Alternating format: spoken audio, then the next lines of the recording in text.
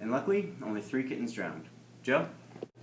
Thank you, Alex. In other news, Gerard Hopkins, a Jesuit priest, has recently died in the year 1889. That sucks. You know, I heard he was an English poet and was established among leading Victorian poets. Really? Yeah.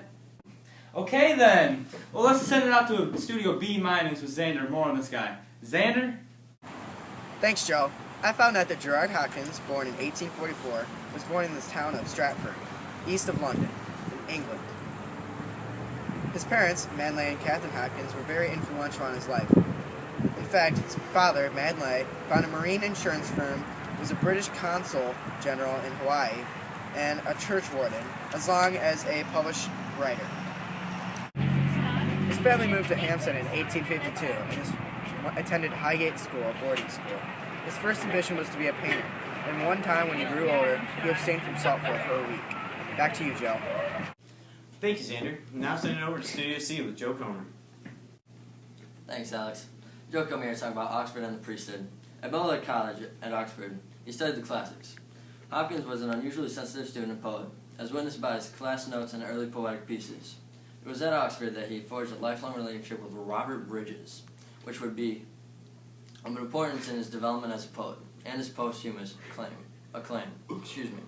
Hopkins was deeply impressed with the work of Christina Rossetti, and she became one of his greatest contemporary influences, meeting with him in 1864. During this time, he studied with the prestigious writer and critic Walter Pater, who tutored him in 1866 and who remained a friend until September 1879 when Hopkins left Oxford. Is that it? Hey, hold on, got some more. Well, and now I guess we're going to go back to Studio C with Joe Comer again. Thanks, Alex. On the 18th of January, 1866, Hopkins composed his most aesthetic poem, The Habit of Perfection. On the other hand, Hopkins began his novitiate career in the Society of Jesus at Manresa House, Roehampton, in September 1868, and moved to St. Mary's Hall, Stonyhurst, for his philosophical studies in 1870, taking vows of poverty, chastity, and obedience on September 8, 1870. Writing would remain something of a concern for him, as he felt that his interest in poetry prevented him from wholly devoting himself to his religion. However, after reading Duns Scotus in 1872, he saw that the two did not necessarily conflict. He continued to write a detailed prose journal between 1868 and 1875. Unable to suppress his desire to describe the natural world, he also wrote music, sketched, and for church occasions, he wrote some quote-unquote verses, as he called them. He would later write sermons and other religious pieces. Back to the desk. Thanks, Joey. Okay, in other news... What? I'm fired? You serious? Oh my god!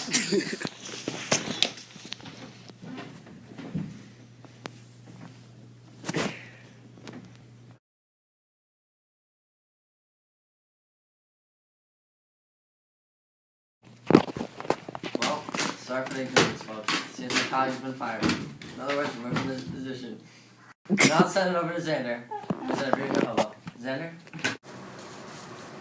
Now that I've finally found Joe the hobo, I'm going to ask him a little about Gerard Manley Hopkins.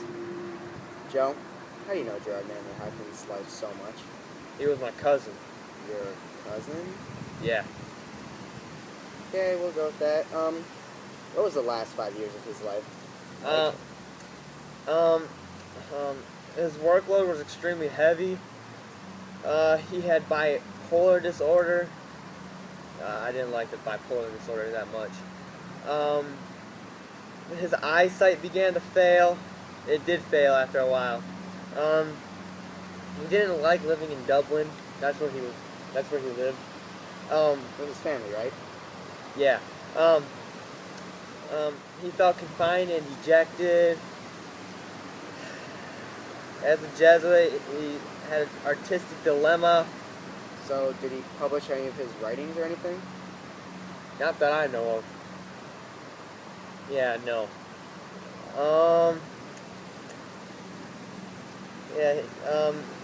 I remember how he died too. He died of typhoid fever, I think. Isn't it typhoid? I thought that's how it was pronounced, yeah? Typhoid, diploid, who cares?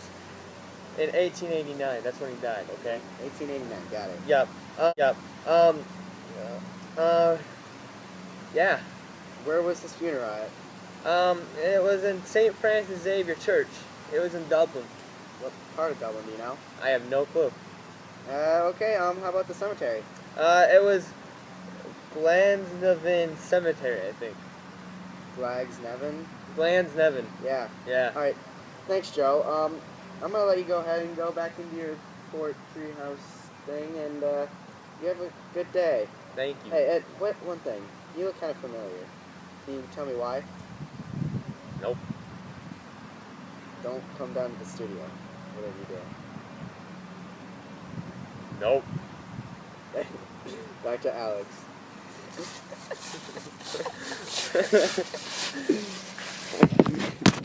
And that concludes tonight's news broadcast. Yeah, thank you, Xander. Nice And stories. why is he here? Come for you, Gabriel. That was fantastic. Good night, folks.